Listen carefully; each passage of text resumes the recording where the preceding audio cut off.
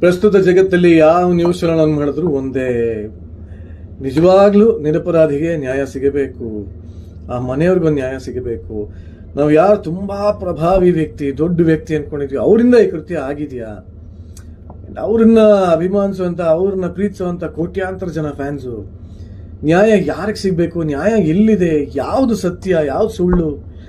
ಇದೆಲ್ಲದರ ಮಧ್ಯೆ ನನಗೆ ಹೇಳಬೇಕು ಅನ್ಸಿರೋದು ಒಂದೇ. ಇದನ್ನ ಅಣ್ಣವ್ರು ಯಾವ್ದೋ ಜಮಾನದಲ್ಲೇ ಹೇಳಿದ್ದಾರೆ. ಅವನ ನಿಯಮ ಮೀರಿ ಎಲ್ಲಿ ಏನು ಸಾಗದು, ನಾವು ನೆನೆಸಿದಂತೆ ಬಾಳಲೇನು ನಡೆಯದು. ವಿಷಾದವಾಗಲಿ ವಿನೋದವಾಗಲಿ ಅದೇನೇ ಆಗಲಿ ಅವನೇ ಕಾರಣ.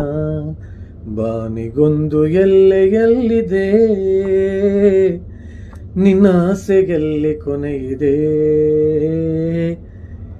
ಏಕೆ ಕನಸು ಕಾಣುವೆ,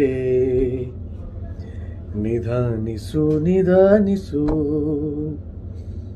ಭಗವಂತ ಅಂತ ಒಬ್ಬ ಇದ್ದಾನೆ, ಅವನು ನಿಜವಾಗ್ಲೂ ಯಾರಿಗೆ ನ್ಯಾಯ ಕೊಡಬೇಕು ಅಂತ ಅನ್ಕೊಂಡಿದಾನ ಅವನಿಗೇ ನ್ಯಾಯ ಸಿಗೋದು.